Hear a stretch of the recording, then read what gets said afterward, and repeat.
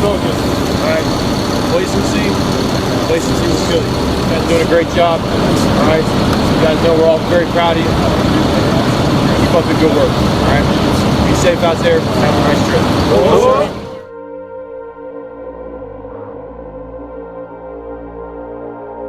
It's a complex environment where an E6 convoy commander generally is making critical decisions. They know their mission, they know the threat, they know what's going on. Our mission here is convoy security. We escort commodities to and from locations throughout Iraq. 5 or 6 days out, we build, these are the mission profile, this is what we're going to do. And they have to back brief myself, Colonel Garner, or Major Donato. It's a set format that covers all the important aspects of that convoy. And trail will be Charlie 117, alternate RTO, alternate BFT. And I give them feedback and I approve the risk assessment. Once the squadron commander feels that he's prepared for that mission, his packet's signed off on, and he goes and he briefs his convoy escort team in an operations brief. Task maneuver unit. That operations brief is very detailed. It gets down to the truck commander level, telling them exactly what their role is, their responsibility. They're going to come back here and pull guard with the other commodities. The day of, we get out there 5 hours in advance. The guys come out with all their gears. They crawl through their trucks one last time, PMCS their trucks, make sure they're ready to go. They pack all their gear. We ensure that everything is strapped down. A couple hours prior to the mission, we'll roll down to we call it the pull yard. That's where we meet the commodity trucks. The troop commanders are always there. The first sergeants are always there. First sergeants go through and they check every single thing again. The assistant convoy commander, he'll go through and he'll inspect every truck to make sure that it's serviceable and it's not going to break down en route.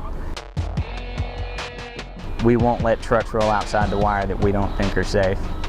What's up, Killer? Doing all right? I talk to the gunners a lot because they generally take the most risk because they're exposed. They've got the gunner restraint systems. I make sure that's on properly. I'm looking for how those people make decisions. They were talking about delaying this convoy, but they're going to go ahead and run it. Right, sir. Because of the dust storm up north. It's tough on company commanders and troop commanders, first sergeants, because they still have all the administrative duties to do. So they're up here till 2, 3 o'clock in the morning, and they'll usually stay here until the convoy hits the first or second checkpoint to make sure there's not an issue. Sergeant Perkison, who's giving the two brief? The convoy commander? Excuse me, sir? Convoy commander doing the two brief? He is. All right. It's the convoy commander doing, the guy that's running the set.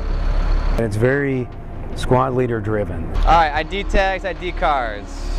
They have probably the most responsibility of anybody in the organization. ACH, 1, 2, 3, 4, 5, good. They are the ones that are taking those risks, that have to prepare those guys.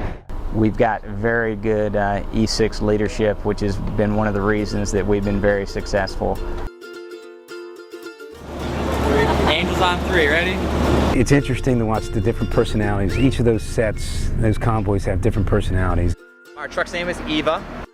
We're escorting green trucks, meaning U.S. personnel trucks, and white trucks, so that's KBR and other foreign national trucks from BBC to Adder. That's one of our better crews. Sergeant Purdy, I think this is his first deployment.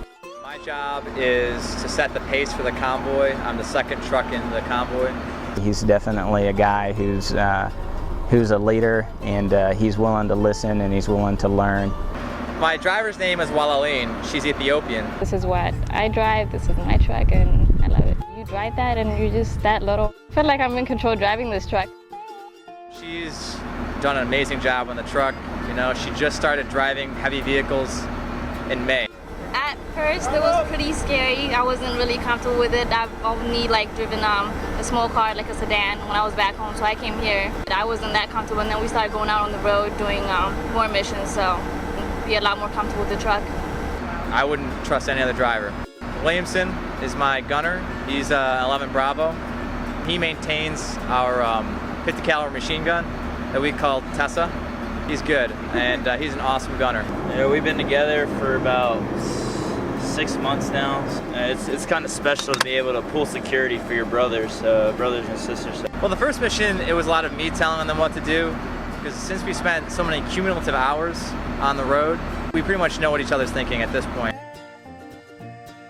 I think what's really worked for us is we've allowed those guys that freedom. Sometimes we're out on missions for 12 to 14 hours, and you know, letting the guys have a little bit of fun and having their own personality, I think, is a key to success. That said, they have a good morale based on the characters in the platoon. When I go out with them, I kind of enjoy watching that. It's interesting, but they're doing a great job. I couldn't be happier with the way things are going. Medevac says green, route says amber. Once again at 1654, we had IDF on JPB over. Once they leave here, that squad leader's on his own. There's no leadership other than the BFT message. Alright, Roger, 25 and 27, go ahead and move. Yeah, Roger, we're rolling over.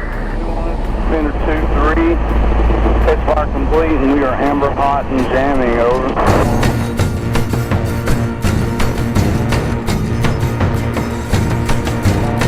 It's important that we're outside the wire and we understand the battlefield and the environment, so that we know what we're talking about and we're subject matter experts. One of the challenges that we run into is that the area that we run into has different threats in each one of those areas. We're always on alert for any VBEDs or IEDs. Every single mission, there's something that goes on. A vehicle breaks down. These guys make decisions pretty quick. It's, you know, do I recover it? Do I wait? Do I drag it somewhere? Do I make a recommendation? And that's the piece that you can't train that, and they just either have it or they don't. I'd say majority of the guys, you've got to figure it out. Okay, you guys gotta let us know when you guys dismounting. One of the big things I had to push to them was, it's not 2007, it's not the surge, it's not 03.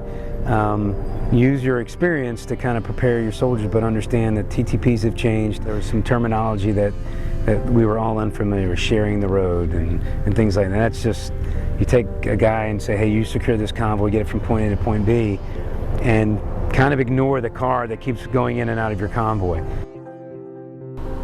It seems like the Iraqi Army and the Iraqi police are a lot more in charge now than they were at the time. The enemy may not change, but our mission changes as we start to move south. We've got to keep the current mission, the current operation going, and we've also have to plan for you know, the exit of the company out of here. You think through all this stuff, some of these guys, third, fourth deployment, third, fourth time in Iraq, and it's a pretty significant you know, time for our Army.